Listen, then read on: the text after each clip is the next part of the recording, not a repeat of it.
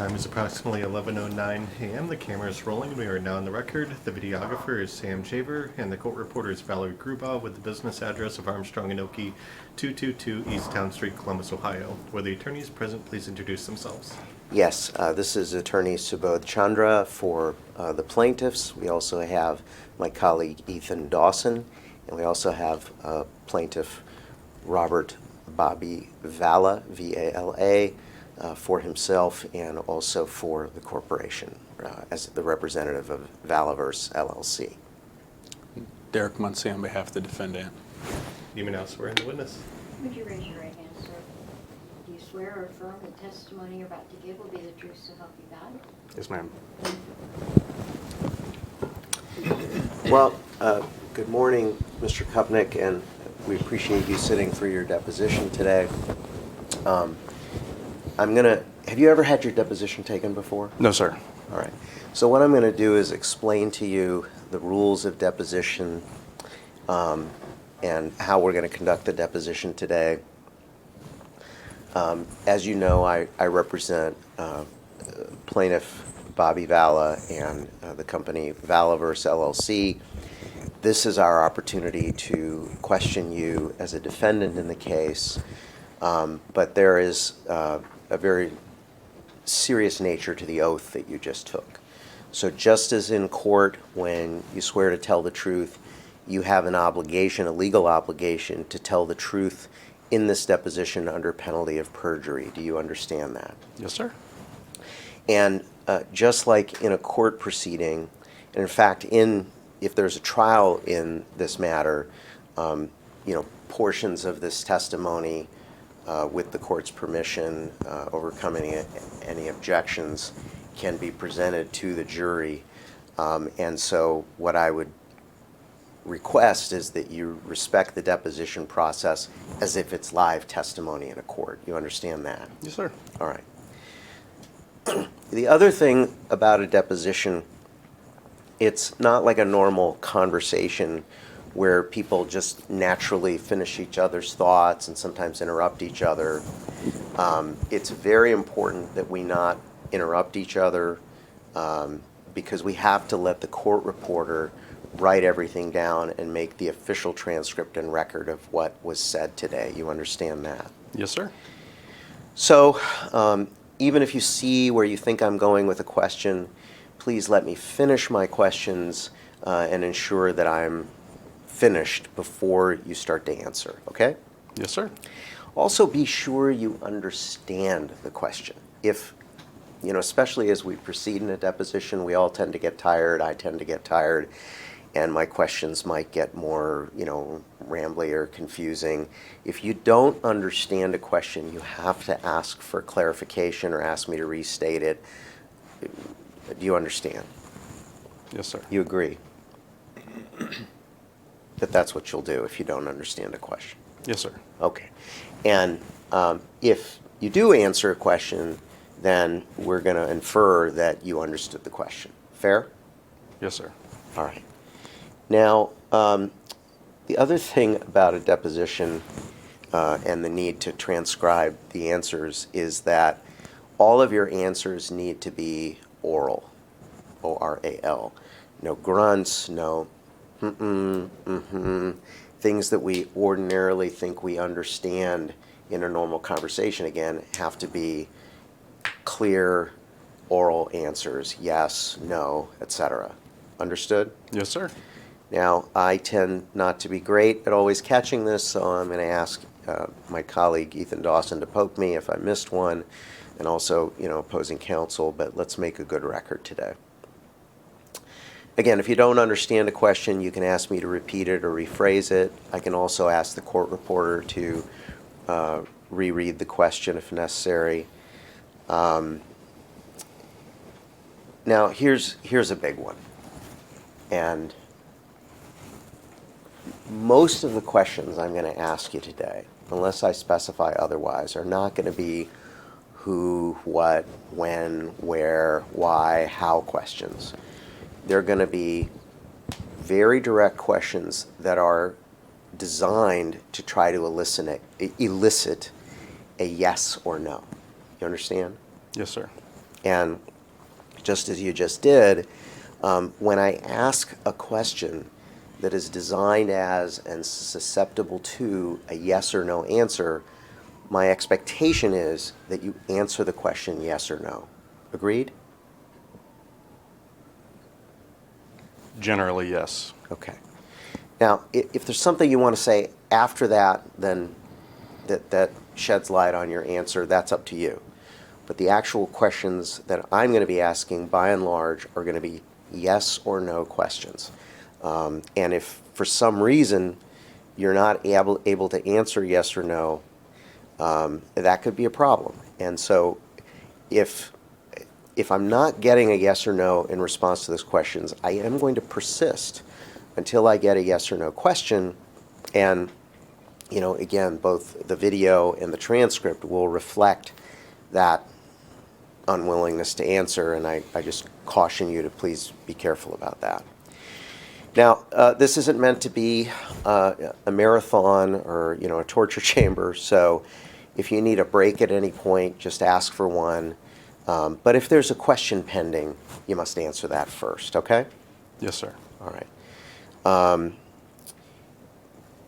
You've already acknowledged your obligation to testify truthfully in response to each question, and you understand that, right? Yes, sir. Okay. And you understand the solemnity of that obligation, right? Yes, sir. Are you taking any medications today that might affect your memory or impair your ability to truthfully answer my questions? No, sir. Okay. Any medical conditions you have that might affect your ability to do so? No, sir. And again, I want to emphasize you have a right to clarify any questions that are unclear to you, okay? Yes, sir. You're also not supposed to guess. Just testify from your own personal knowledge, okay? Yes, sir. If you don't know the answer to a question or you once knew it, well, if you don't know the answer to the question, then you can say, I don't know. If you knew something once, but you just don't recall right now, you can say that and I might follow up. But you understand those are options as well, right? Yes, sir. Okay. Now, you're generally not permitted to consult with your attorney before answering a question. There are some exceptions to that. They're very narrow. But, for example, I am not trying today to in any way interfere with your attorney-client relationship and conversations you've had with your attorneys. So, for example, if I ask you a question and you realize that your answer is necessarily going to require you answering with attorney-client privilege communications, that's not my intention. You understand that? Yes, sir. Okay, and so if there's a problem with that, you can consult with your attorney or you can assert attorney-client privilege, and then you and your attorney can sort out whether that needs to occur, all right? But it's not my intention to ask you anything about anything you discussed with your attorney. Another example might be, and it's an extreme example, but if the answer to a question I ask you might tend to incriminate you in some way, then you do have an obligation, even in a civil deposition, because this is a mandatory, government obligated proceeding. It's compelled speech. You do have the ability to assert Fifth Amendment privilege. Now that may have other consequences in a civil case that we're not going to get into, but you do have the ability to do that if the answer to a particular question might implicate those issues. I don't think that's going to happen today based on what I understand about the case, but I did want you to be aware of that. You understand what I'm saying? Yes, sir. Okay. And that might be a situation in which if you think you need to assert Fifth Amendment privilege, where you could potentially consult with Mr. Muncy about whether you need to do that. But again, I don't think that's going to be an issue today. So let's begin. What did you do to prepare for today's deposition? Reviewed the case, some of the filings of the case, rewatched the videos in question. I think that covers, and I'm going to talk with my attorney. Right. And I'm not going to get into the discussions with your attorney. What filings did you review?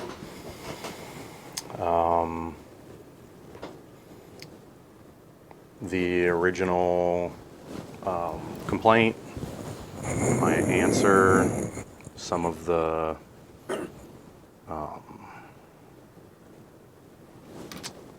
discovery submissions, some of the interrogatories. Just sort of went through the folder of everything that, to various degrees, some more than others. What else did you review? What other documents?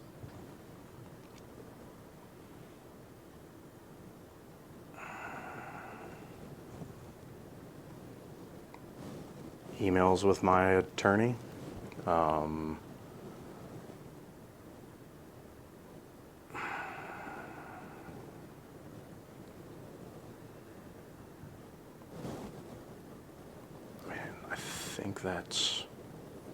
think that generally covers, if it was, official documents that were emailed to me by the attorney. I was going over a lot of that stuff. Our conversations. Anything else you can think of Asked and answered. at this time?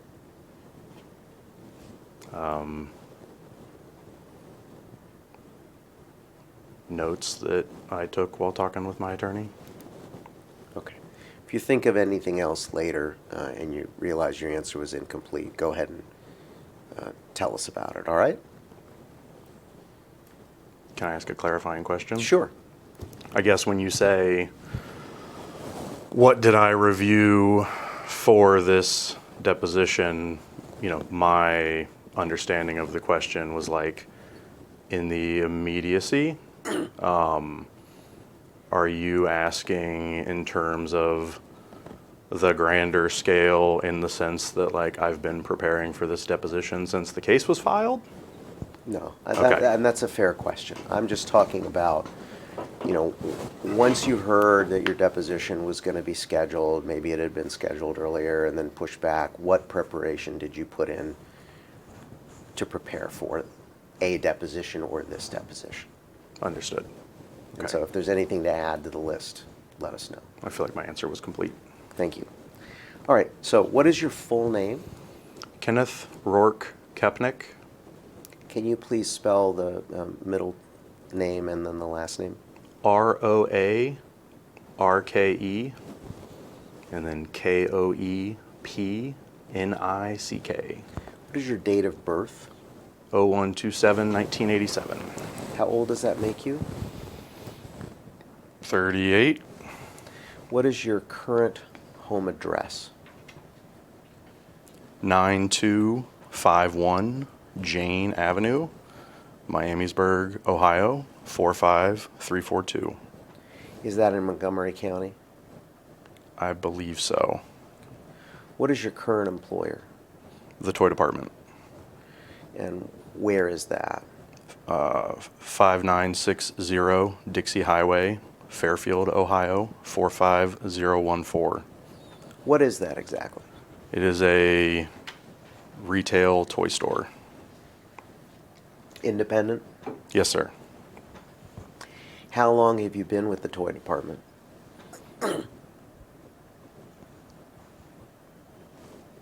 7.5 years. I believe we opened in 2018. What's your current position with the toy department?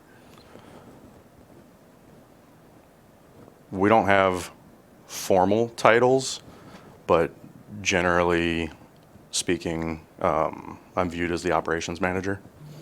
Okay.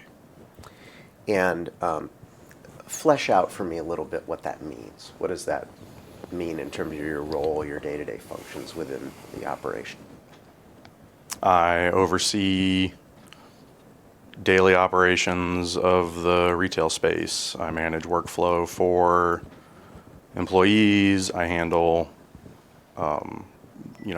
sort of escalated customer situations. I manage the maintenance and the moving parts of running a brick and mortar. I answer a lot of emails. I manage social media questions, the warehouse.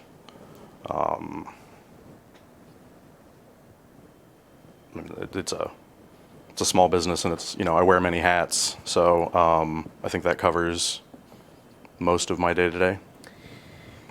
Do some of your responsibilities include making decisions about what product lines to sell? Sometimes. And would that include sometimes within the action figure space? Yes, sir. Okay. And some of that decision making is based on your experience and expertise as a collector, right?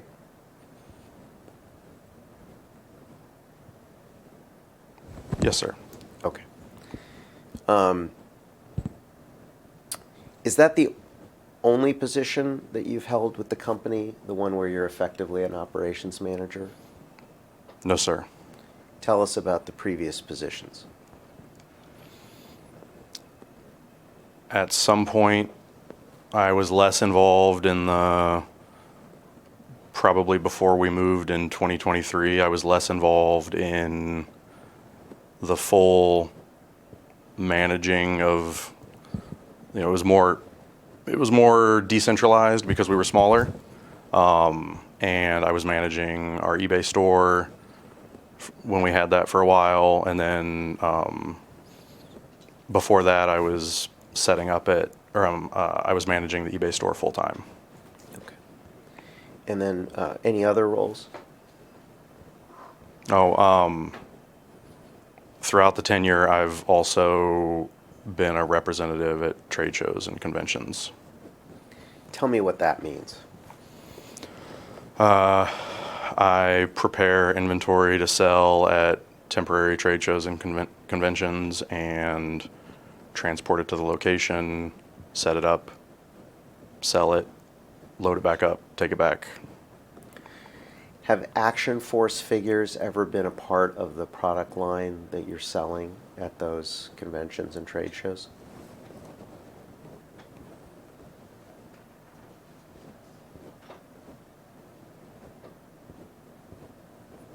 I can't say definitively. One way or the other? There's a possibility that a few have shown up at a show every now and then, but generally, no. It would be a handful of figures for a brief period made it to a trade show. Any Valaverse products that you can think of that you sold on behalf of Toy Department or tried to sell?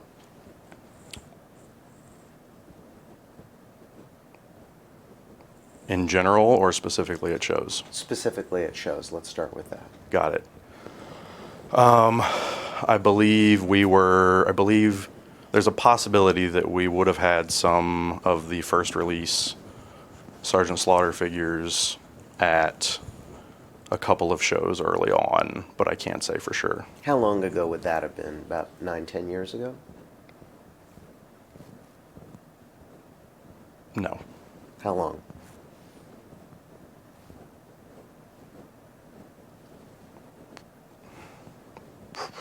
Probably 3 or 4. Okay.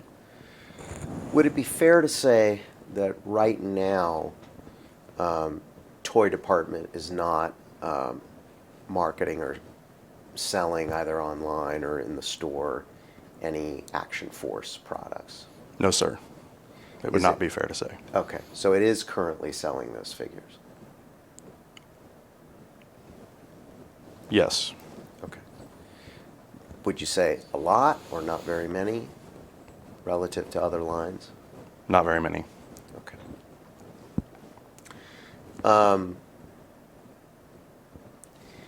Okay. So Are you an employee or an owner as well as an employee of Toy Department? I'm an employee. Okay.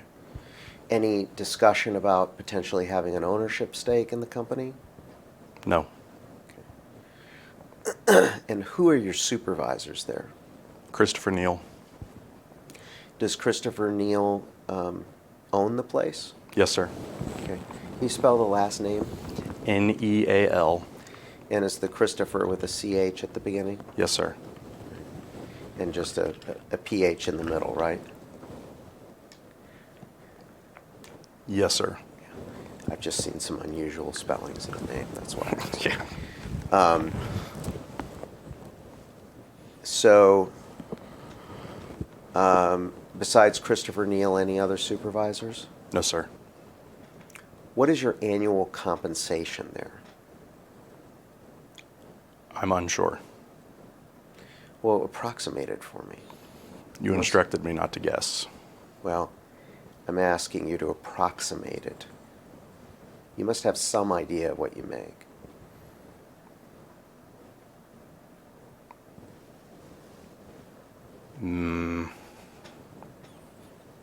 Maybe $75,000 a year?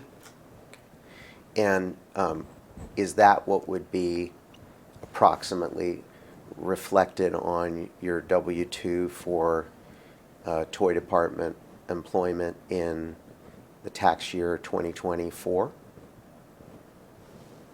Approximately? The answer is approximately yes? Yes. Thank you. And have you received raises over the time that you've been working there? Yes, sir. Okay. And so this is the current approximate income, right? Yes, sir. Right. How did you get into this line of work?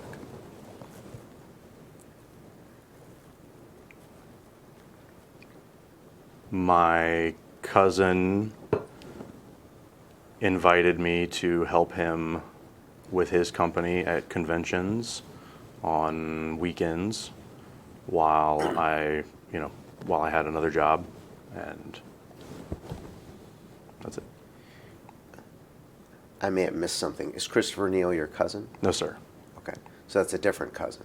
I mean, that's somebody else. Correct. Okay. And who's your cousin? Aaron Dietrich. Okay. Aarondie.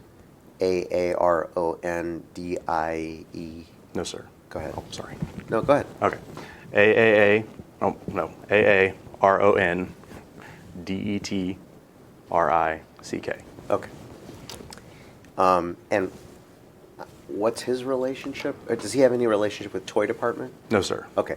So that's how you got into the line of work before Toy Department. Fair? Yes, sir. Got it. About when was that? 2009, I believe. Okay. So just give us a quick rundown of the type of work you did before running the Toy Department or before being operations manager effectively there. Can you clarify the question? Well, I'm just trying to get a sense of your career before working at Toy Department.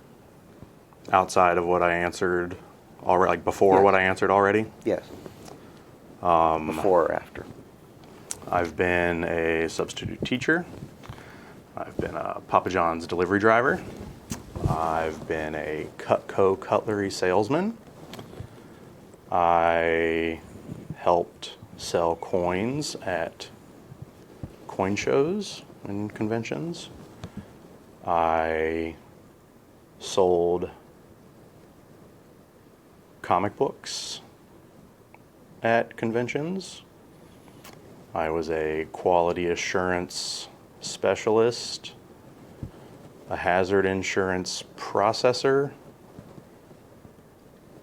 and a handful of other positions that I can't recall at Assurance Specialty Property. I worked at Kroger in a produce department, a non-foods department, dairy, photo lab. I was a bagger and a cashier.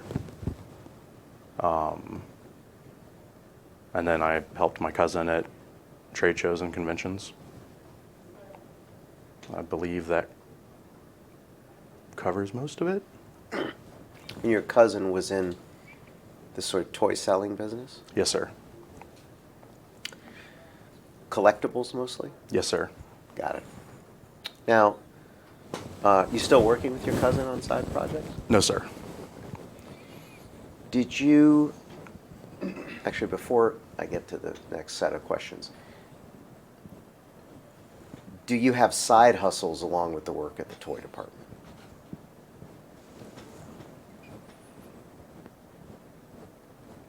Can you clarify? Well, just for example, do you sell toys, from your collection? Personally, now, not on behalf of toy department. I wouldn't necessarily classify that as a side hustle, but I have sold items from my collection before, yes. Okay. Any other side jobs that you do for additional income in the last couple of years, let's say?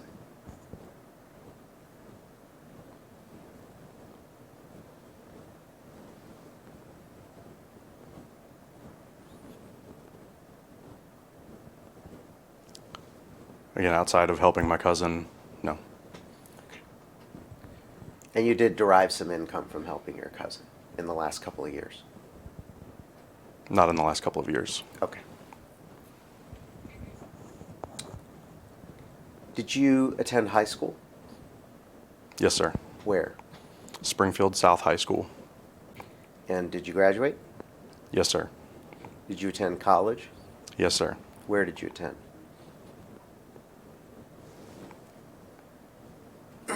Clark State University, Franklin University, Indiana Wesleyan University.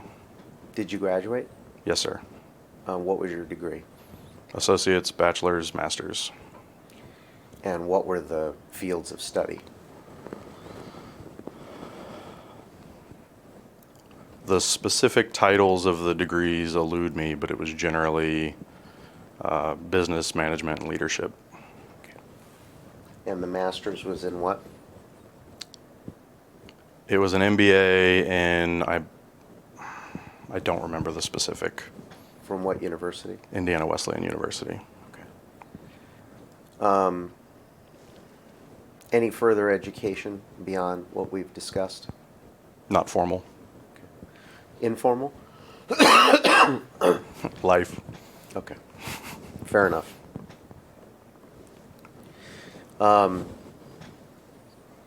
You have social media channels, right? Yes, sir. Okay. And what different, as many as you can remember from the last, say, 5 years, what different social media platforms and communication methods have you used? As far as social media platforms, there's Facebook, Instagram, Reddit, X.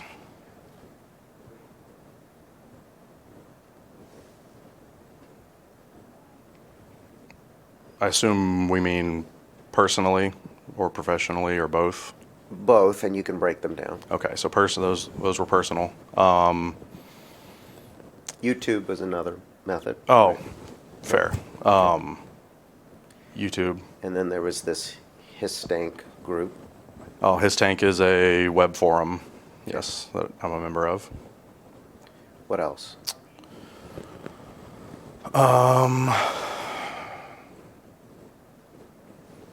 Signal? No, sir. WhatsApp? No, sir. What was the time frame again? Last 5 years. Okay. I recognize there may be old platforms that are obsolete now from 10 Yeah, or 15 years ago, so I'm not Yeah, trying to I get mean- into that. I'm trying to think if there's other obscure ones that I would have tried or Blue signed up Sky? for. No, sir. Okay. If others occur to you as we go ahead and let us know so we complete your answer, all right? Yes, sir. And then that was on the personal side. What about professionally? Do you mean on behalf of Toy Department? Yes, sir. Okay, so tell us about that.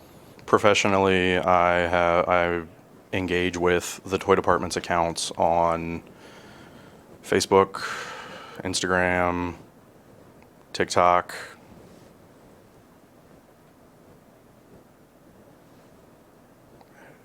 I think that we might have started a Threads account briefly when everybody else was. I'm guilty of that, yeah. That's funny. Do you have a personal TikTok also? No, sir. Okay.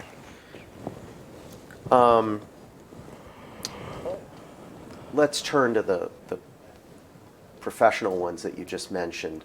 Has there been any commentary that you can recall about Action Force or Valaverse on any of those professional channels? We posted a video in June Of 2025? of 2025 on, I guess it was probably Instagram, Facebook, and TikTok, of opening up a sealed case of Action Force figures. Okay. And you were responsible for that? I filmed it and posted it, yes. Okay.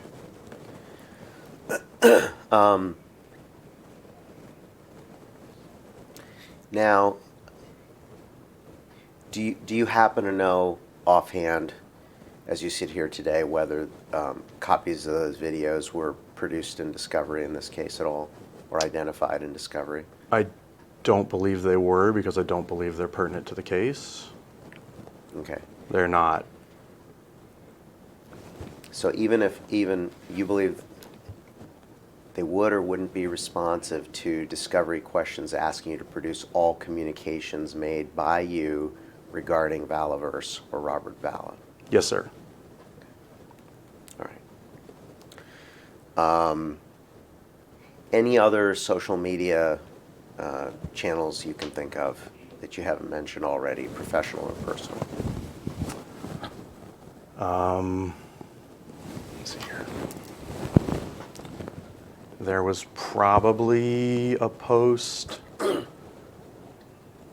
in June as well of 2025 that featured some bootleg Action Force vehicles that were posted to the company's social media page.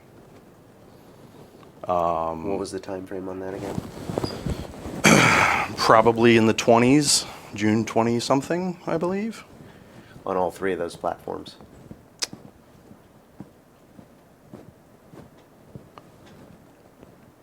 I apologize. We did not take a video in June of those. I think they were just in a photo in July. Okay. Okay. For let's start with the videos that you talked about earlier. Can you just describe what the substance of the content was? Yes, sir. We had a sealed cardboard shipping case, and the videos are still live, of I believe it was a mail-away 4-pack of Action Force figures that came out, I believe, in the early 90s. And we sliced the case open to show what they looked like in their sealed environment. Okay. Was there any commentary associated with that, or just showing them? There was a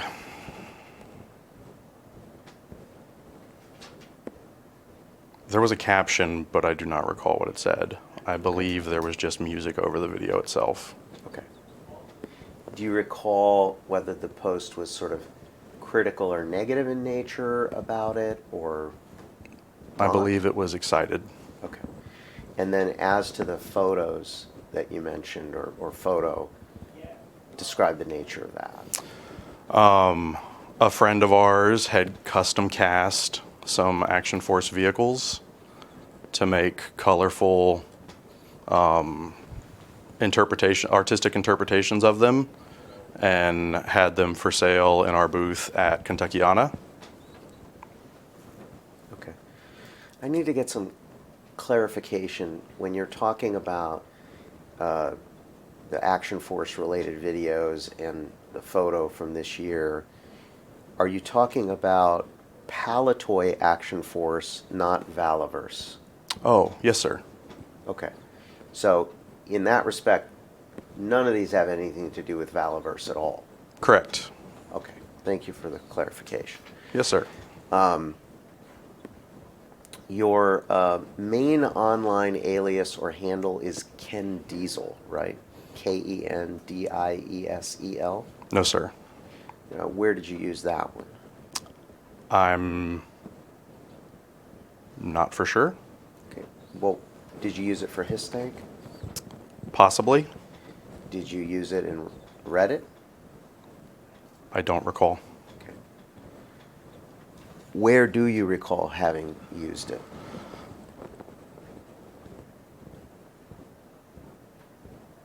I don't. Okay. When you said that you were referring to a bootleg action force on one of the videos, you recall that testimony? I'm going back to the videos.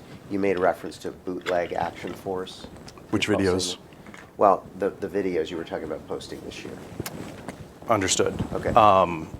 What about them? Yeah, so I'm just trying to understand, is that what you meant by saying that these were non-Valaverse and instead Palatoy action force? Is that what you meant by bootleg action force? No, sir. I meant that they were. Oh, Yeah, what did you mean by that is really all I'm asking. I meant that they were custom made by an artist as bootlegs, not officially licensed Action Force product. Okay. When So they you were say- made by a third party. Okay. So when you say bootleg, we think of that in different ways. When I think of it, I think of like, say, for example, Bob Dylan recordings. Bootleg Bob Dylan recordings are usually like actual Bob Dylan recordings. They just weren't authorized for release, and then they wound up in the world. You're using the word in the sense of these are like copies or facsimiles meant to look like Action Force, but they're not actually. Is that what you meant by bootleg?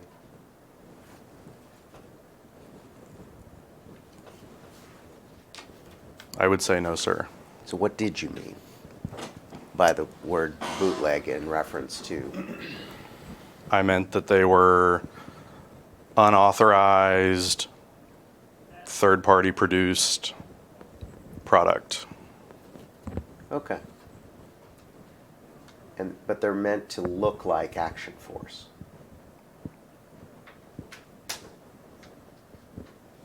Yes, sir. Okay.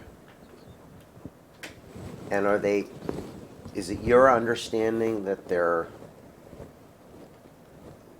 the intention is to try to essentially just create a copy of Action Force or something different? In regards to the vehicles? Yeah. No, sir.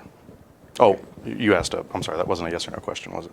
No, I'm sure I mucked up the record, so let me just clarify.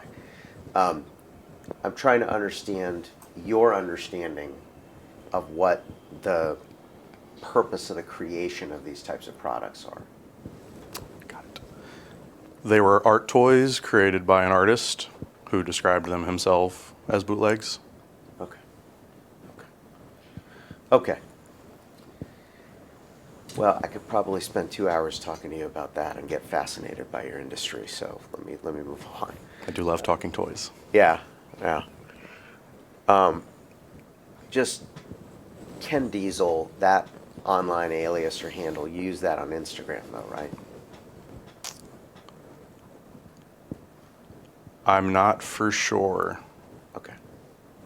I believe that it was Ken_Diesel, if I had to, Okay.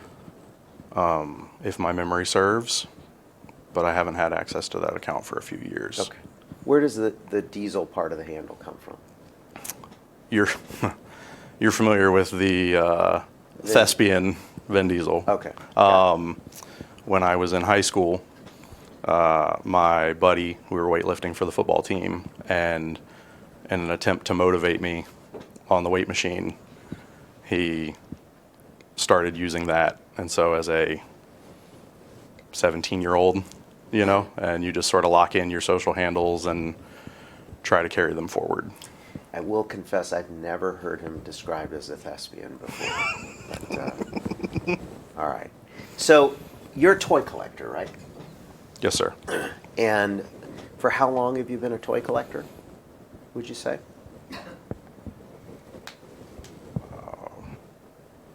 30 years. And you're also a toy seller, right? Generally speaking. And for a time, you were a reviewer of toys too, right? Yes. When did you stop reviewing toys? Fall of 2023. Would you describe yourself and agree that you have a high degree of knowledge about the toy collecting community? Could you clarify? Well, what's your understanding of the question? It's a very large community with many facets. I don't think that anybody could claim to, fully grasp it. Okay, so let me rephrase then.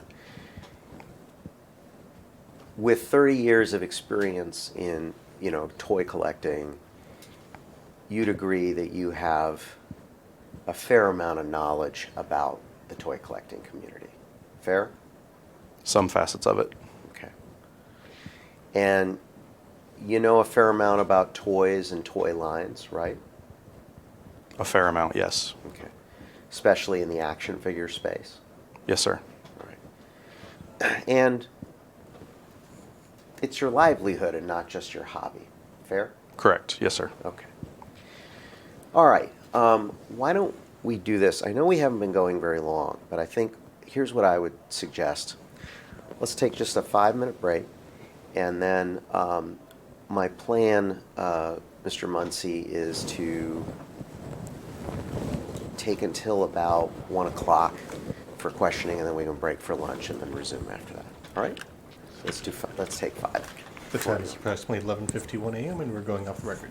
The time is approximately 11:59 a.m. The camera's rolling. We are back on the record. Mr. Koepnick, when did you start your YouTube channel, Loose Action Figures Toy Reviews? I do not recall. Approximately. Without guessing, I do not recall. Would it be more than 10 years ago? No, sir. It was Would this decade. Okay. Would it be more than 5 years ago? No, sir. It would be this decade. Okay. Well, 5 to 10 years ago would be within this decade. So do you think it was 5 to 10 years ago? No, sir. So within the last 5 years then? Yes, sir. All right. And are your videos intended for other people in the toy collecting community? Yes, sir. What kind of videos did you usually post? Humorous. What else? Reviews. Informative? Generally. Expressing your opinions? Yes, sir. Making factual assertions about things? Sometimes. Have you ever monetized the channel? No, sir. So you never made any advertising money off the reviews, off of the views that you got on the videos you made, No, sir. including about plaintiffs? Correct. About how large do you perceive the toy collector community to be? Hundreds of thousands of people. Okay. And from looking at YouTube video data, about how many people did you feel saw your most viewed videos?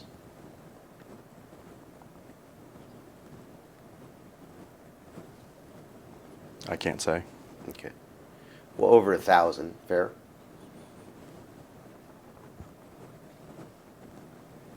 Can you clarify by what you mean saw my videos means? Well, so YouTube, when it presents data to you as the person who is the content creator, gives you some information about the number of views, doesn't it? Yes, sir. Right. So I'm just trying to understand approximately, of your most viewed videos on your channel, about how many people do you recall them reaching? Just ballpark. Reaching meaning, meaning viewing. can you specify viewing? Yeah, so, well, I mean, do you understand the meaning of the word viewing? I do, but YouTube has a unique context of that word, so I'm trying to understand what you mean by viewing. Okay, why don't you explain as best you can what information you can get from YouTube about views?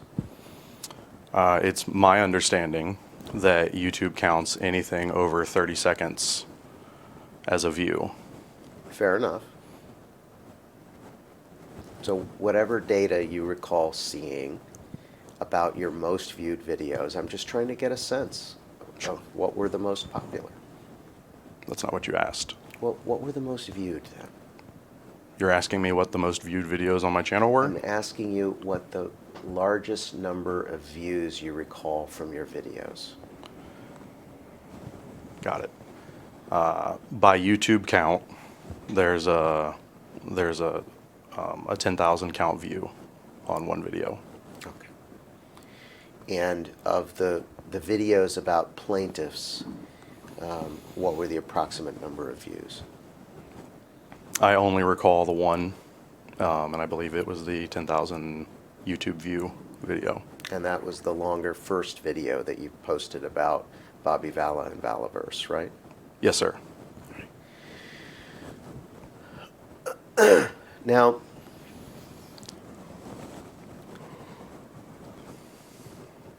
you had told us about how large you understand the toy collector community to be. The G.I. Joe collector community, that's also very large, you would say? You're asking my opinion? Well, your understanding. I understand it to be a relatively large community, yes. Okay. But some of the key people in that collector community tend to know each other. Fair enough? What do you mean by key people? Well, I mean, let me just make it simpler, okay? Some G.I. Joe collectors tend to know other G.I. Joe collectors. Fair enough? In the sense that some lawyers tend to know other lawyers, yes, sir. There are communities in which, of these collector interests, in which people communicate with one another, right? As communities do, yes, sir. Now, at the time that you posted your YouTube videos about Vala and Valaverse, let's start with the first one. And that was October 4th, 2023. Excuse me. September 20th, 2023. At that time, did you believe you had an obligation to be truthful in your videos?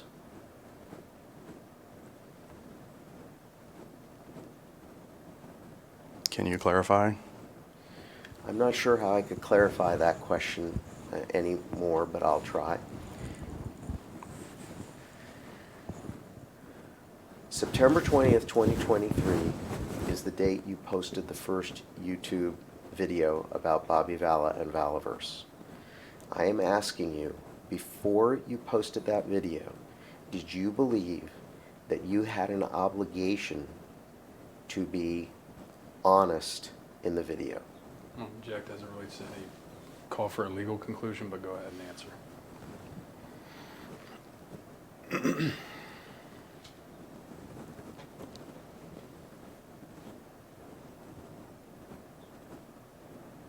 Generally speaking, yes, but opinion is, I guess honesty about my opinion too, so yes. Okay. Did you believe at that time, before posting the video, that you had an obligation to be truthful about assertions of fact in your videos? I'll lodge the same objection, but go ahead. I'm asking about your belief before posting the video.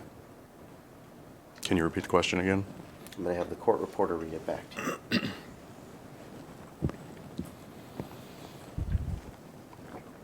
Okay, did you believe at that time, before posting the video, that you had an obligation to be truthful about assertions of fact in your videos?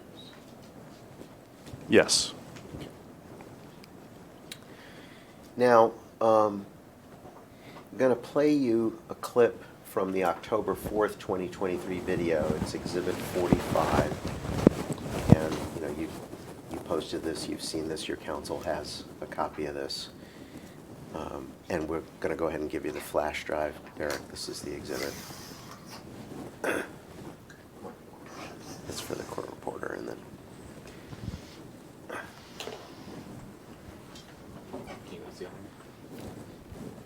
The timestamp on this clip begins at 2 minutes 40 seconds in.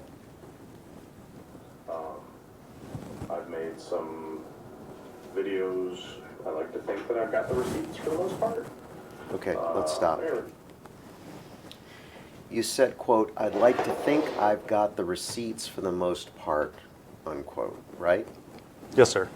And by that, what you meant was you would like to think that you have proof for the most part of the assertions you were making, correct? Yes, sir. But you were hedging a little, so you were saying that maybe you've got proof, maybe you don't, right?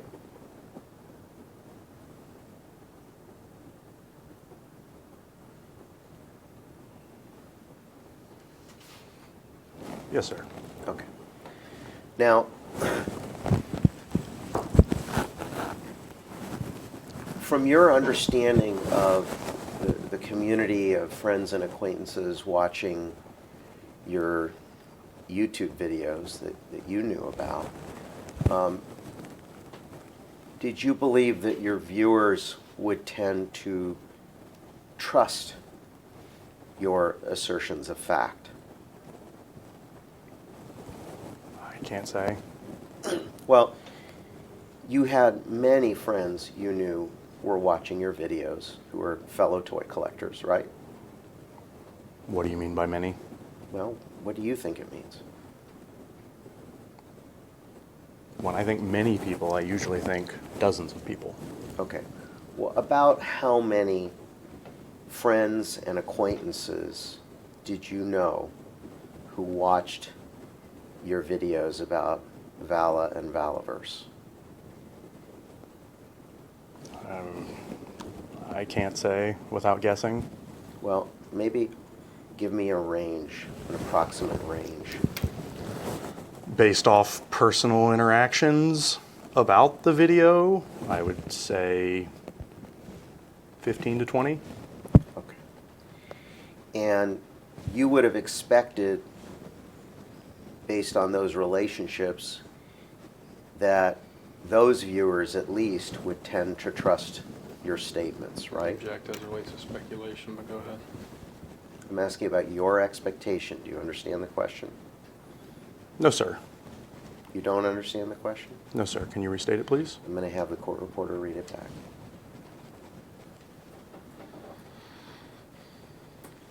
Okay, and you would have expected, based on those relationships, that those viewers at least would tend to trust your statements, right?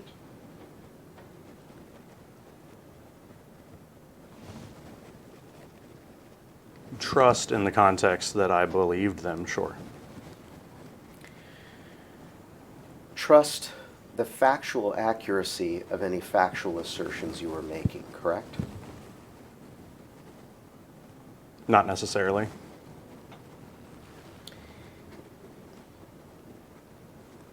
Is there some reason you would think that people who were your friends and acquaintances who were viewers would tend not to trust your factual assertions about Vala and Valaverse at that time?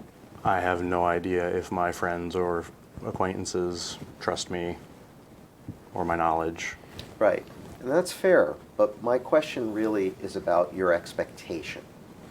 At the time that you posted the video, you personally would have expected at least your friends and acquaintances to trust the accuracy of any factual assertions you made in the videos about Bobby Vala and Valaverse, correct? No, sir. Okay.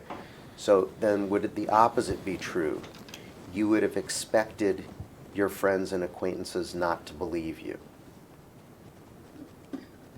No, sir. I didn't have expectations either way. Okay. Now,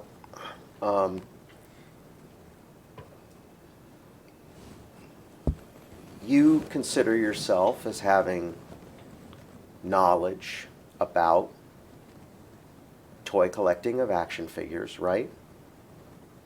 Some, yes. And you've held yourself out on your YouTube channel as having that kind of knowledge, right? In a parody sense, yes. What does that mean in a parody sense? It means that my self-description on my YouTube channel was done tongue-in-cheek.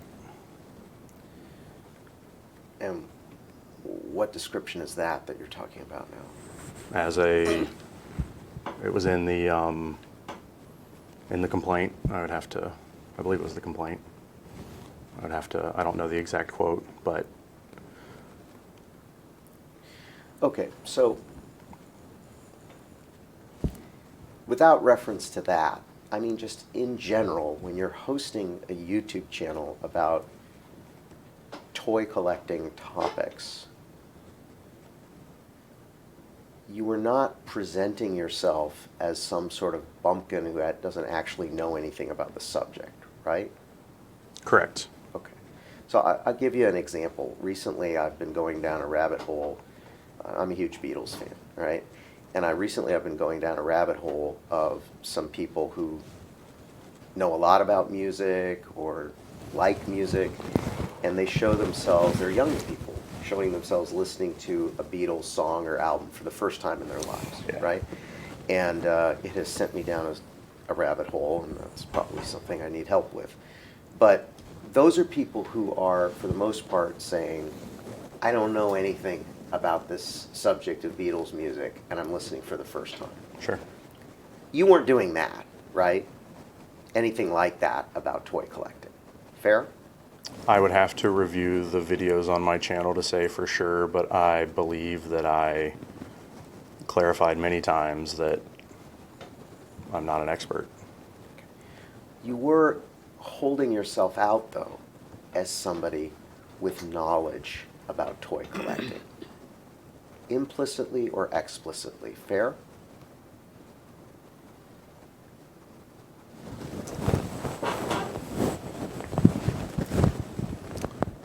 Sure, I'll say yes. Okay. And so, I think it's fair what you said to me earlier in response to another question. So let me try to clarify this, okay? When I talk about your expectations, I'm not talking about some sort of explicit, clear thought that you had going into putting these videos out, okay? But I'm just talking about kind of an implicit understanding or expectation. You understood that there were going to be viewers out there who viewed your pronouncements about whatever you're presenting on as carrying some authority because of your experience. Fair enough? No, sir. Okay. So but also the opposite is not true. It's not that you would have expected people to watch it and think, well, this guy's an idiot, he doesn't know what he's talking about. It's an extreme example, but I would agree. Okay. Now, you're familiar, I think we talked earlier and mentioned the website HisTank, right? Yes, sir.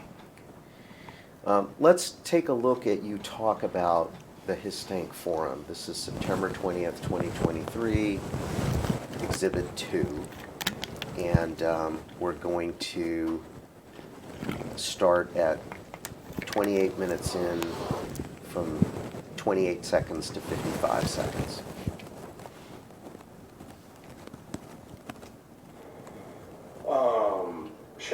his tank, by the way. 2,000, over 2,010 pages the last time I saw, documenting the rise and fall of a young Robert Vala, and his knockoff military toy line. Like, if you ever need some quality reading, hop on over to his tank and read the Valaverse thread, because it is phenomenal. Anyways, go to the hallway, talking to Frank. Okay. So there you were commenting about over 2,000 pages of his tank entries talking about, quote unquote, the rise and fall of Robert Vala, unquote, right? Yes, sir. Now, I'm going to hand you an exhibit. I'm going to hand you an exhibit. This is Exhibit 38. And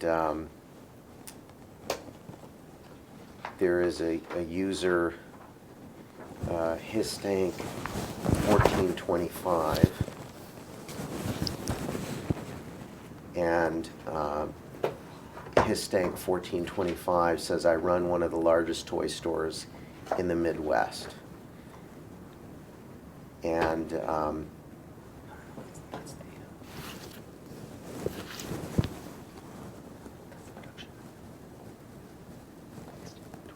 why don't you clarify for the record, please, Ethan? His tank 1425 is the bait stamp at the bottom. Oh, okay. I'm sorry about that. Yeah. But the statement, I run one of the largest toy stores in the Midwest, that's from you, right? Yes, sir. Okay. And that's a forum dedicated, his tank is mostly to G.I. Joe collectors, right? Yes, sir.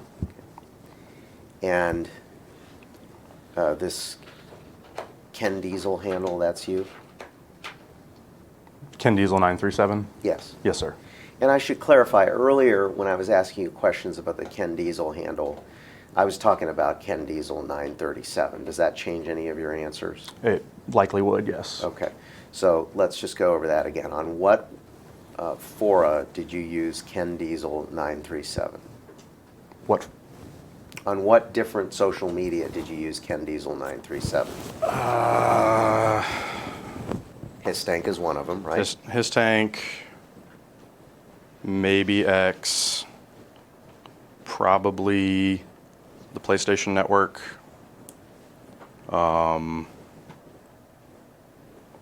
There are others, but I can't recall. Those are the... Instagram, you think? No, sir. Okay. Now, still looking at this exhibit, in the second paragraph of your second post here, you say, I think we already confirmed, you said you run one of the largest toy stores in the Midwest. Now, when the owner of one of the largest toy stores in the Midwest is talking about toys, talking about toy makers, making videos for the toy collector community, you would expect other toy collectors to listen to that person. Fair? If the owner was posting, yes. Okay. And if somebody else who is knowledgeable or runs the place, same answer. Fair? One more time? Sorry. Well, it was a garbled question. I apologize. I'll withdraw. So, look, you said if it's the owner, and I'm just saying it's the same answer if it's somebody who's saying that they run one of the largest toy stores in the Midwest, right? I can't say for sure. Well, you would expect other toy collectors to listen to a person speaking with that authority and experience. Fair? You haven't spent much time in the toy collecting community. I would say probably not. Well, I'm not saying that they agree on everything, but I'm saying that you would expect people to perceive that person as speaking with some authority. Fair? Some authority, yes. Okay, that's all. And having the kind of credential you expressed in this exhibit would tend, in general, to lend some aura of credibility to you. Fair? To the people that read it, Yeah. some people. Yeah, and you would perceive that, right? If you, as a toy collector, saw pronouncements from somebody who says that I run one of the biggest toy stores in the West, the Midwest, the Northeast, the South, one of those things, you would recognize that that person may be speaking with some knowledge and authority. Fair? I disagree with May. That's a appeal to authority fallacy. Just because somebody's successful in their industry doesn't necessarily mean they're knowledgeable or correct.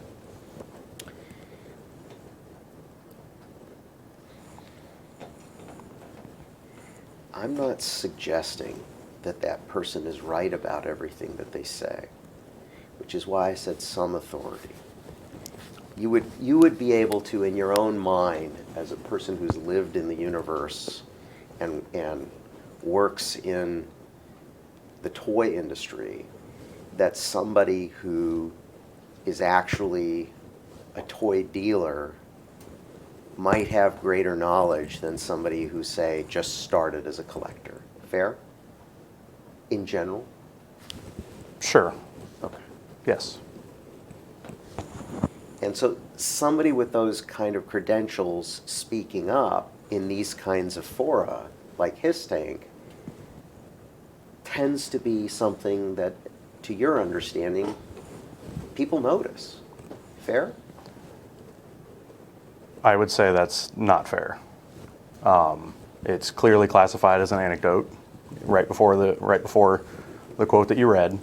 So it's introduced as anecdotal evidence, and there's also an argument of how many people even read this niche forum. Okay, let's break that down. The niche forum is one about these military action figure collectors, right? Yes. Okay. And let me approach it this way, okay? I used to collect comic books in my youth, okay? Nice. And I like both Marvel and DC, but mostly Marvel. And as a collector,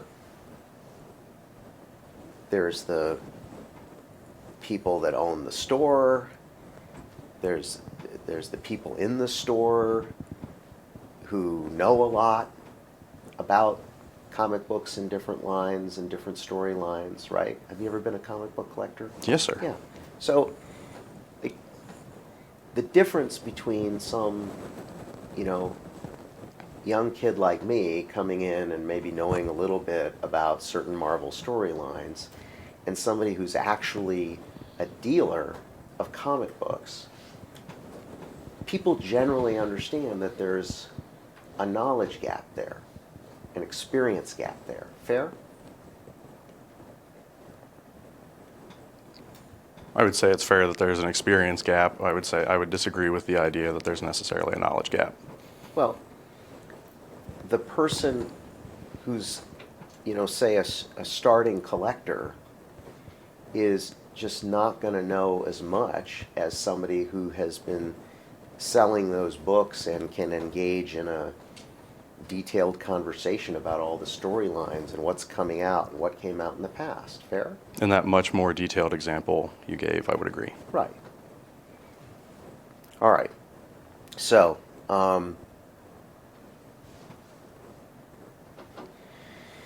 let me try to wrap this up with this question. In general, anyone who is claiming to be a toy shop, somebody who runs a toy shop, indeed the largest one in the Midwest, is going to be, in general, somebody that other toy collectors are going to take notice of. Fair? I can't say for sure. Well, then what's the purpose of announcing to everybody that you run the largest toy shop in the Midwest? Well, you say everybody, and I would circle back to the conversation about the limited usage of the forum that's been described as irrelevant by people at this very table. But I would also say that it was done anecdotally. It's used as a line to introduce an anecdotal experience, so it adds context to the idea of how many customers had come in asking for figures from the Valaverse wave. Right. And that context that you're providing is context to suggest that you have sufficient experience to be able to make the pronouncements that you're making there in that post. Fair? No, sir. Well, explain to me how that's not fair. I believe that it's used to establish the physical footprint of the store and the volume of people that come through it, but it's not to position myself as, you know, an authority by any means. Okay. Fair enough. But in the context of that post, as you announce that to this toy collecting world, if I understand you correctly, the purpose of it is to help validate then the rest of the statements that you're making. Fair? In that specific post? Yes. Sure. Okay. Now, you posted 2 videos on YouTube about the plaintiffs in this case, right? Yes, sir. Okay. And the first video you posted was on September 20th, 2023, correct?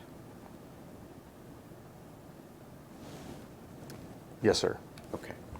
Second video you posted was a couple weeks later on October 4th, 2023, correct? I believe so. And you recall making those videos. Yes, sir. Fair to say you were pretty worked up when you made them? No, sir. You were upset? No, sir.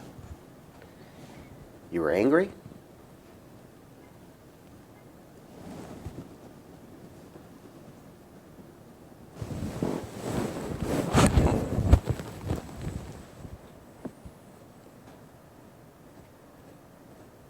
I would say no. You were irritated? I would say yes. Let's look at the September, well, let me say this. Any other ways that, in your own words, you would characterize your negative feelings, just one-word descriptions, as you were preparing those videos? I asked you about upset, angry.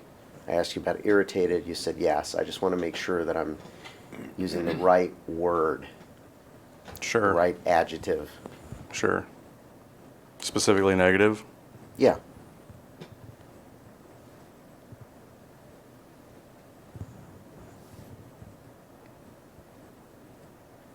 That's probably, We covered it. yeah, I think that's it. Okay. Now, let's talk about the content, intent, and planning for the September 20th, 2023 video, the first video. Now, in that video that you posted, you claimed that the Valaverse Action Force figures are, quote, stolen IP, unquote, correct? No, sir. Well, those were your words, stolen IP, correct? Correct. And you also used words describing Valaverse's product as a, quote, knockoff, unquote, correct? I mean, if we're going to continue taking them out of context, I did say those 2 words, yes. All right, I don't want you to rewrite the question. So I'm going to ask the court reporter to reread the precise question that I read to you and ask you to be sure that you've answered that question with a yes.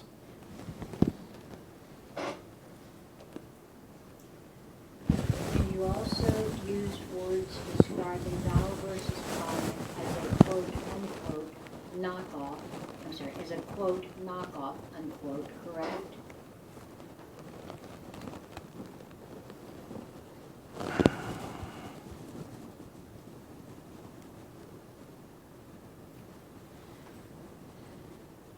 I can't say for sure without the full context.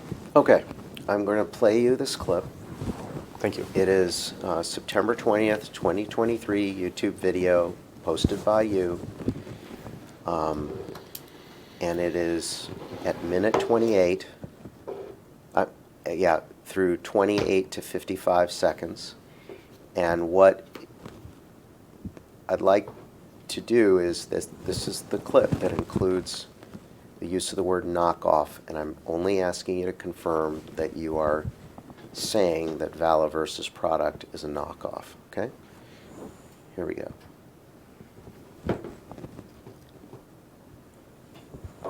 Shout out to his. This is copied and pasted from above.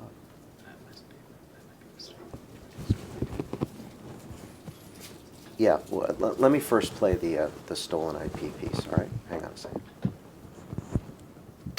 And that's at 8:02, 8 minutes and 2 seconds. Sure. Has to be really weird for Hasbro employees to see him walking around in shirts parroting their stolen IP. But anyways, has to be. Okay.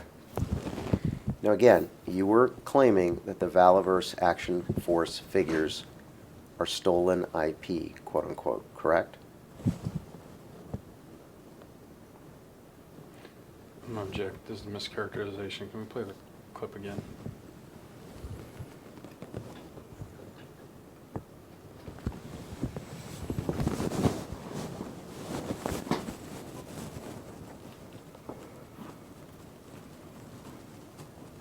For sure, which has to be really weird for Hasbro employees to see him walking around in shirts parroting their stolen IP. But anyways, has to be.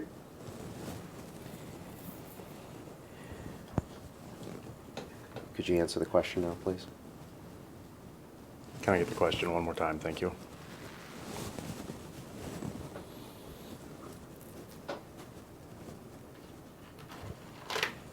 Now, again, you are claiming that the Valaverse Action Force figures are stolen IP, quote unquote, correct? No, sir. It would be reasonable for any viewer to listen to that and perceive that you're claiming that Valaverse's product is, quote, stolen IP, unquote, correct? That's not what I said. Now could you answer my question? No, sir. All right. I think the video speaks for itself.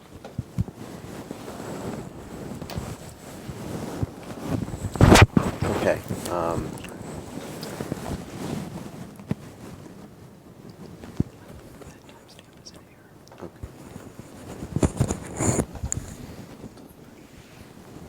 All right. So we're going to go now. I'm going to go ahead to clip 30 minutes and 38 seconds. And we're going to play for you a section, and then I'm going to ask you questions about it. And we're going to play all the way from 30:38 to 30:57. Whether it's gaslighting customers into believing that the line doesn't have any problems, whether it's blaming customers with broken figures for doing it on purpose to try to hurt Valaverse,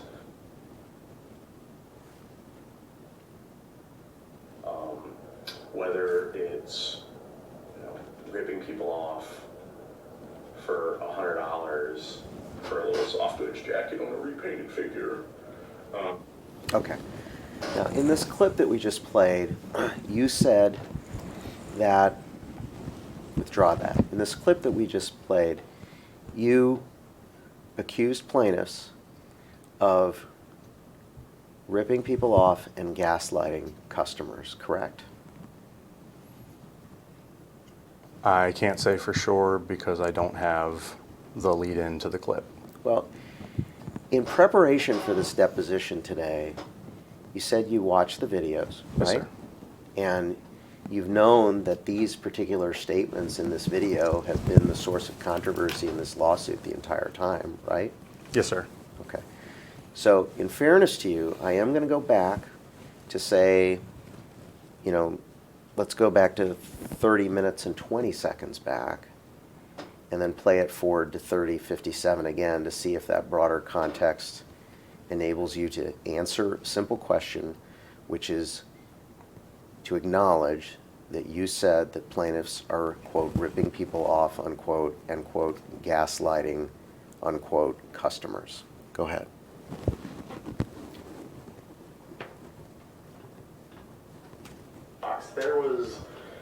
There was probably 6 or 7 of us there, and everybody would jump in here and there and talk about the shittiness, whether it's the threatening gun violence against Eric Aranya.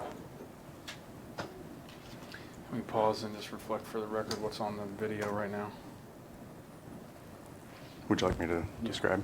It's a screenshot from a Facebook post that Bobby Vala made to the Legions of Valaverse group, where he stated to Eric Aranya that if he kept poking that bear, one day he'd be face to face with that bear and nothing would save him. Go ahead.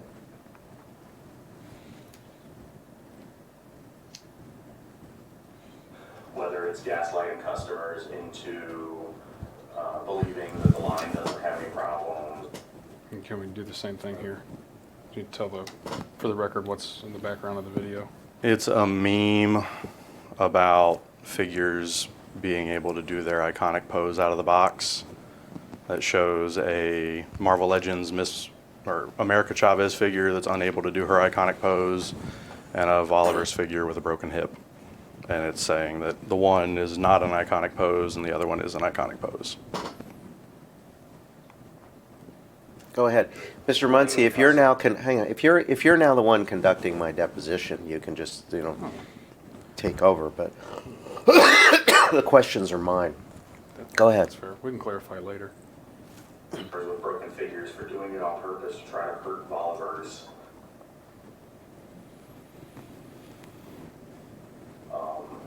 Whether it's ripping people off for $100 for a little soft goods jacket on a repainted figure.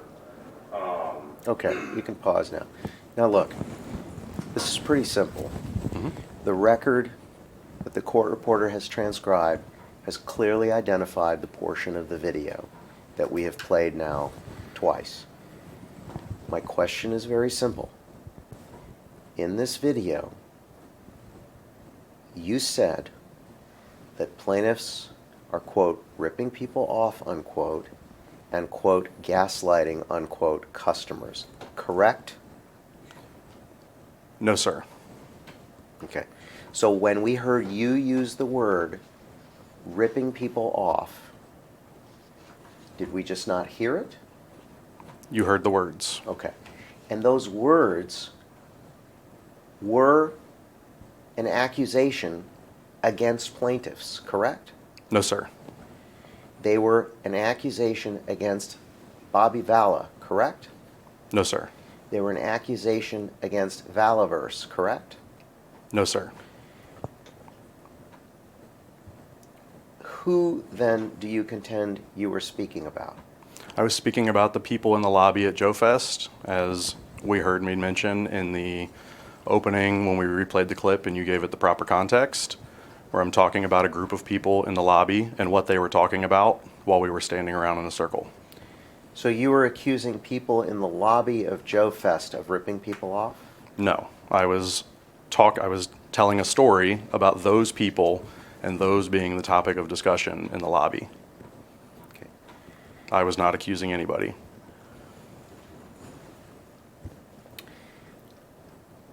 Let's turn to the word gaslighting. You were accusing plaintiffs of gaslighting customers, correct? Is this in that same clip we Yeah. just played? Yes, that we've played twice now. No, sir. Okay. Who were you then accusing of gaslighting? I was accusing nobody. Okay. Inanimate objects don't rip people off. Fair?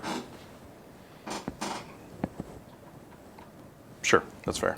Yeah. And inanimate objects don't gaslight people, right? Correct. So somebody has to have done those things, right? Potentially. Yeah. I'm going to show you Exhibit 1, which is the request for admissions in this case that you sent us, your counsel sent us on your behalf. And in response to request for exhibit number 13, if you could look through it. Does he have a copy?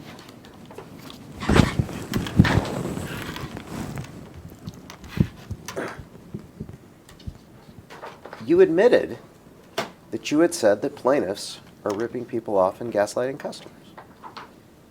Right? That is what the document says, yes. Yeah. So you're now changing what you said there. Right?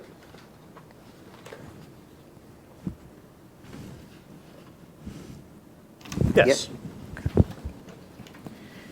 Did you understand the solemn obligation you had to answer the request for admissions accurately?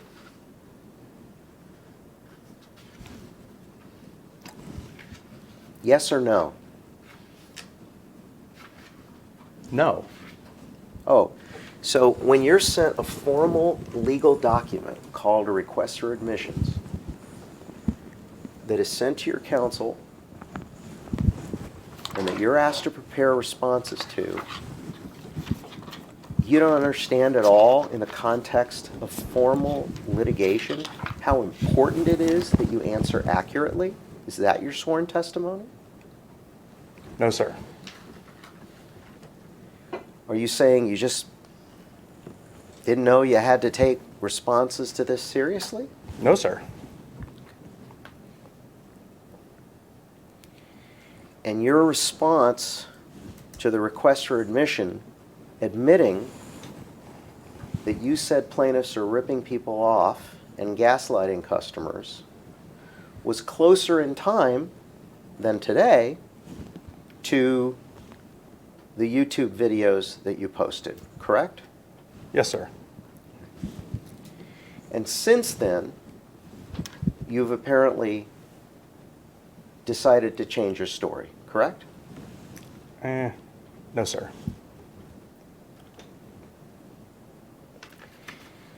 You would agree that you are now trying to change your answer to that question, correct?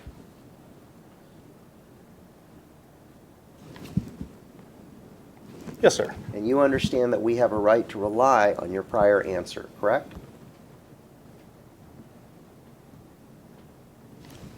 No, I didn't know that. Well, what did you think was going to happen when you admitted to that? Well, I had bad counsel, which I then fired and filed a bar complaint against. And under his advice, he filed answers that were unsatisfactory to me and not true. So it's your lawyer's fault, not yours, that you admitted that you said plaintiffs are ripping people off and gaslighting customers, correct? Yeah. You take no responsibility for that whatsoever, correct? I did it under bad counsel. I had a figure that I had put trust in that told me that these are the ways that like, because the words were literally quoted, but that's not what I said. The words are literally quoted. Sure, but that's not what I said. Any time between, now, wait, let me back up. You said to me earlier in this deposition that you looked over your responses to discovery in preparation for this deposition, right? Yes, sir. When was the last time you, before today, that you looked at your responses to discovery, including these requests for admissions? A week or two ago? Okay. Before that, when was the last time? I can't say without guessing. When was the first time you looked approximately? Just give me an approximate time frame. When was the first time you looked at the responses to requests for admissions that you responded to and sent to us? I would imagine, well, I can't say without guessing. The first. I'm sorry. Apologize. June 26, 2024. Okay. And since that time, even with new counsel, you have done nothing to correct those responses or even try, correct? I didn't know that was a thing. You've done nothing to amend those responses, correct? Correct.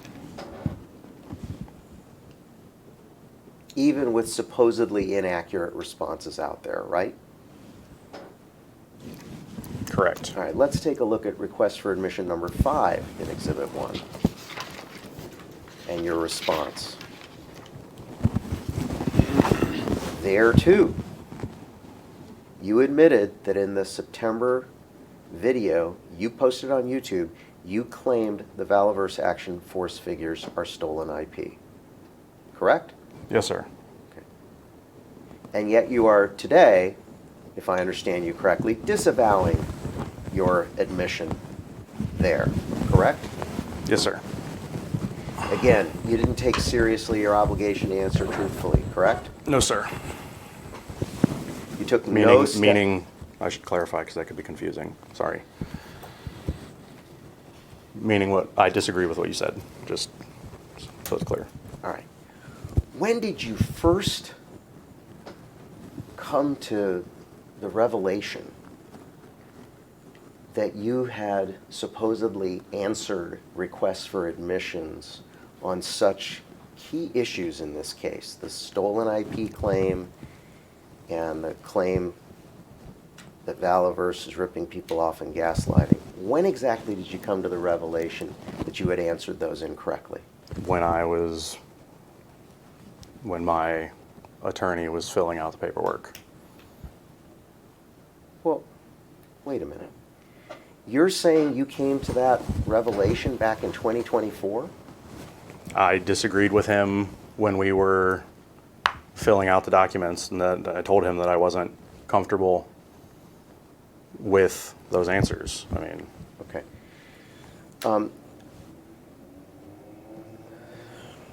I want to be careful to protect your rights here.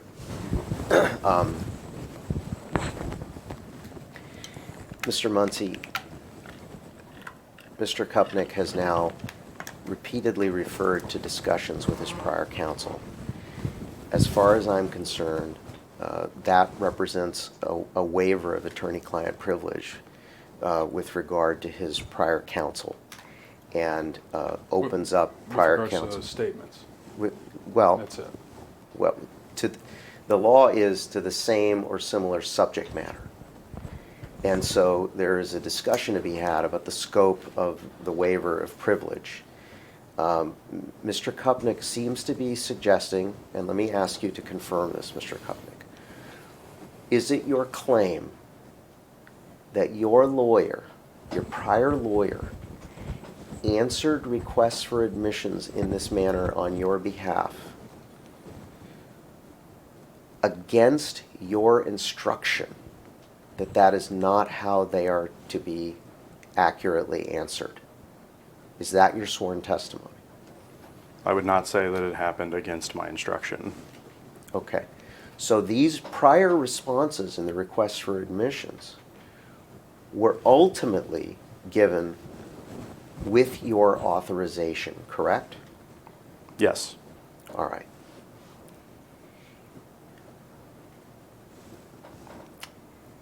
If you look at request for admission number 9 now in Exhibit 1 and your response, you said there, you admitted that you said that Valaverse's product is a, quote, knockoff, unquote, correct?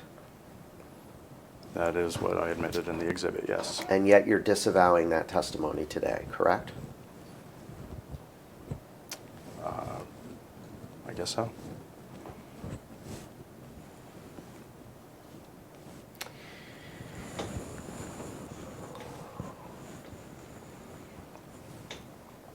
Now,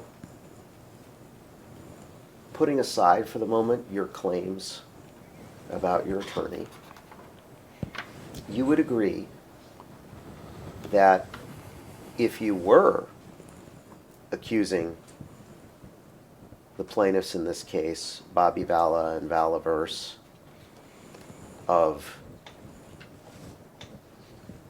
having, quote, stolen IP, unquote, that the product is a, quote, knockoff, unquote, and that the plaintiffs are, quote, ripping people off, unquote, and, quote, gaslighting, unquote, customers, that those would be pretty serious accusations.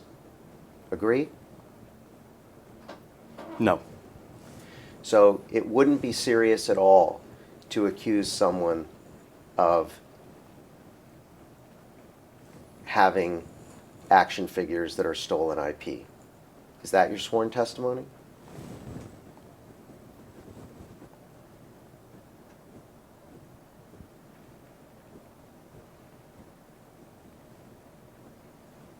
Yeah. Is that just a joke to you? I mean, it literally was a joke. That's the point. What is your understanding of the meaning of the word stolen? Objection as it relates to legal conclusion, but Yeah, say in what context? Okay, counsel, I'd really appreciate it if you didn't make speaking objections. Objections are to be limited to form, foundation, or privilege, because that had the effect of coaching the witness. So I'm going to come at this a different way, okay? I want to understand your understanding of the meaning of the word stolen. In what context? Well, I'm not talking about a mink stole. I am asking you, as a layperson, as a person with 38 years of experience on planet Earth as an American in command of the English language, I'm asking you for your understanding of the meaning of the word stolen. Are you able to answer me or not? Yes, sir. Okay, so tell me your understanding, based on all those life experiences, of the meaning of the word stolen.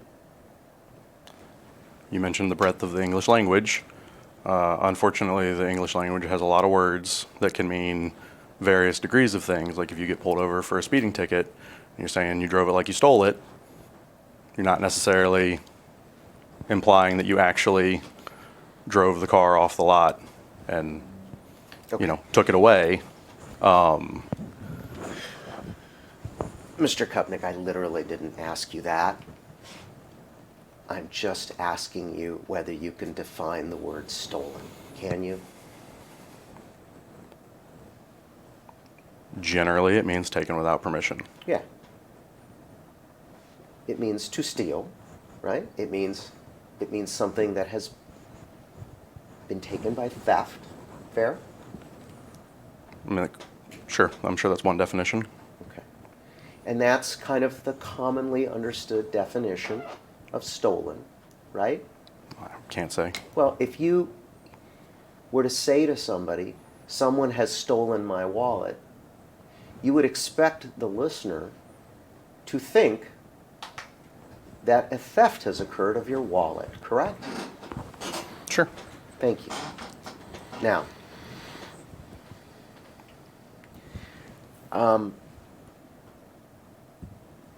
and to suggest that someone has stolen your wallet, you understand to be a serious accusation. Yes. Right. And so also, to suggest someone has stolen intellectual property or stolen IP, you would understand is a serious accusation, correct? It could be, if delivered seriously.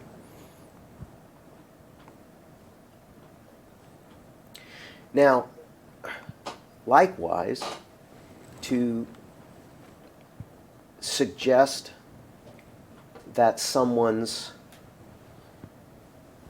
product to be sold for consumers is a, quote, knockoff, unquote, is a serious accusation, correct? Not when the referenced person refers to them that way himself. So context matters.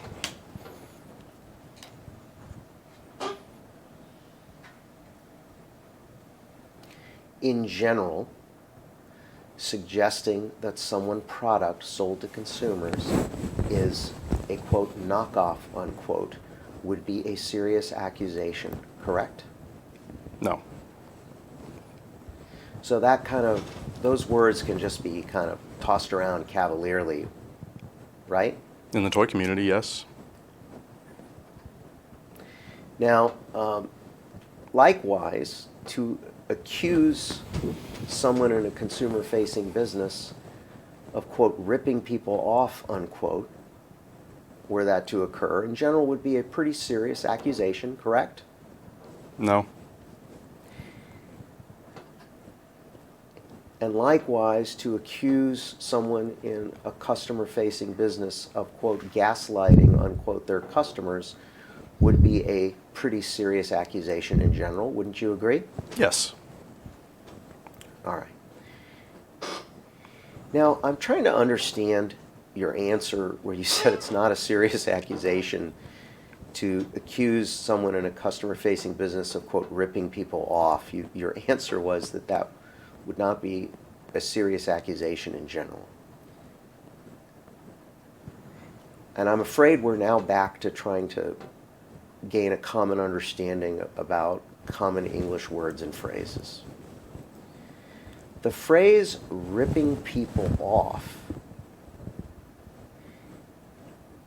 tends to be expressed and understood as scamming people. Fair enough?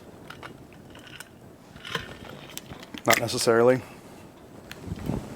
Well, it could be used for that purpose, right? Someone might use it for that purpose, yes. Yeah, and someone might also use it to suggest, say, overcharging people Yeah. for the good based on the actual value of the good. Or perceived value. Okay.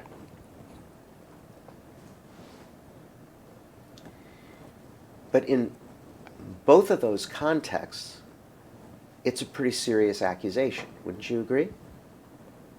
Not necessarily. Okay, well, let's start with scamming people. Pretty serious accusation, right?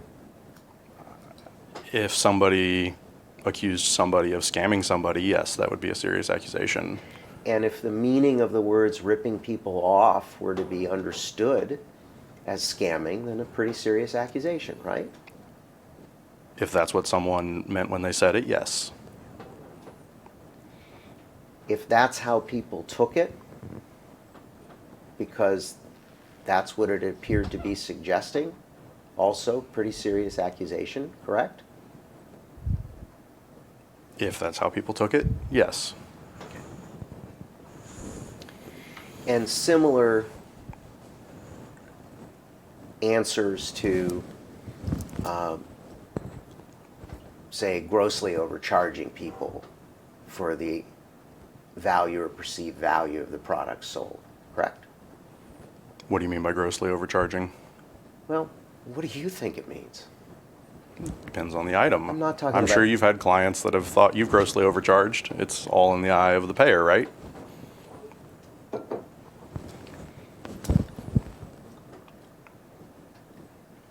By grossly overcharged, sir, I'm not talking about a few cents here and there, okay? I'm talking about something that's material to people, right? Something that matters to people. Let me give you an example. Right now, in Northeast Ohio, gas is selling, for the 87 level gas, it's selling anywhere from, say, $2.79 to $3.40, somewhere in that range, right? And if you were to come across a gas station at the same time that's suddenly selling gas for $6 a gallon, $8 a gallon, you would perceive that, in the sense of, you said ripping people off, overcharging people, that could be viewed as ripping people off. Fair enough? Fair enough. Okay. So that's all I'm getting at. If you're using the words, if someone is using the words ripping people off in the sense of overcharging, they're usually trying to express it in the sense of a gross or vast overcharge. Fair enough? I can't say what people usually speak to. Well, I mean, let's talk about yourself, okay? Sure. If you were using the phrase ripping people off in the sense of overcharging people, you wouldn't be using it for a trivial markup. Fair?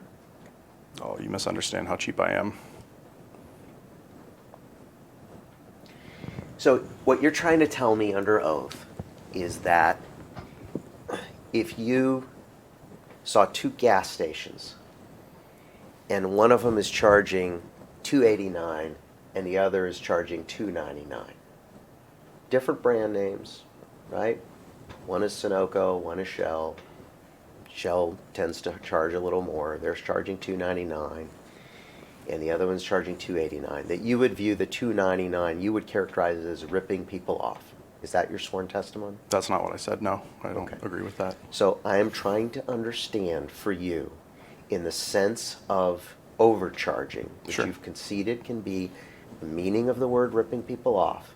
I'm simply trying to understand, okay, on what order of magnitude of a markup would you be suggesting somebody's ripping people off? So you're looking for a percentage markup? No, I'm trying to get your answer. I'm not trying to micromanage it. I know, I'm trying to understand. If you use the phrase ripping people off to try to convey an overcharge for the value received or perceived value, in those circumstances, okay, what kind of order of magnitude would you describe as being the difference between, yeah, it's a little too much versus ripping people off? Honestly, it depends on the context. Some people would say that charging, $25 for a figure that they think should be $20 is ripping people off. It depends on the context. If you want to talk some specific examples instead of hypotheticals, we can, but I don't have a rule of thumb that I use across all. It's a case-by-case basis. We might go to lunch and I might think that I'm getting ripped off for an iced tea that's $2 instead of $1.25. All right, we're going to get back to each of the claims that you made in the YouTube videos about plaintiffs a little bit later. But let me ask you a few more questions to find a good place for us to break for lunch. How much time do you think you spent preparing to make the September 20th, 2023 video? Given that the video was largely opinion and storytelling, it's hard to really narrow down. I reference an entire weekend's worth of story. So in the grandest sense, that time would also be accounted in collecting information for that video. Okay, so you think you spent at least a weekend thinking about it and planning it? That's not what I said. Well, then give me an answer. I don't have an answer. Give me an approximation. Again, it's a series of storytelling and lived experiences and opinions that were formed over the course of years. It could be 2 minutes here, it could be 5 minutes there. Maybe we're not understanding each other. I'm just trying to understand, did you just kind of impulsively decide to make a video and just make the video? Or did you spend any time thinking about it, planning it, preparing for it? I would say I spent some time thinking about it. I wouldn't necessarily say I sat down and wrote an outline. Did you spend minutes, hours, days? pondering the video? Oh, I mean,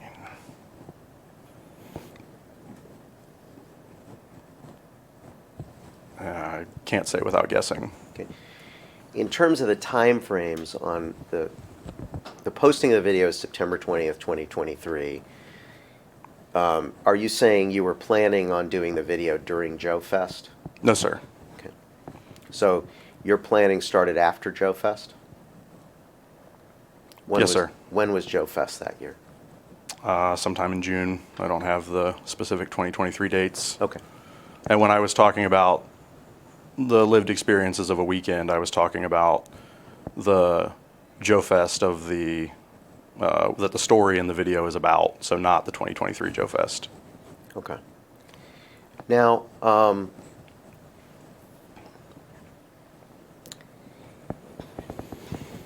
I think you were alluding to this, but did you plan out what you wanted to say in the video ahead of time? No, sir. Did you prepare any sort of notes before doing it? No, sir. Did you draft a script of any kind? No, sir. Now, I think this is probably a good time to take a break because I was going to move on to the October 4th video. So why don't we just break now? And let's go off the record. The time is approximately 1:08 p.m. and we're going off the record. Time is approximately 1:09 p.m. The camera's rolling and we're back on the record. Okay, so after conferring, we've decided we're going to reconvene at 2:10, or if we'll restart if everybody gets back earlier. I also just wanted to caution you, Mr. Koepnick, you're not permitted to discuss the content of your deposition with your counsel over the course of lunch. So you have to just continue the deposition without that kind of conferral. Okay? Yes, sir. All right, thank you. Time is approximately 1:10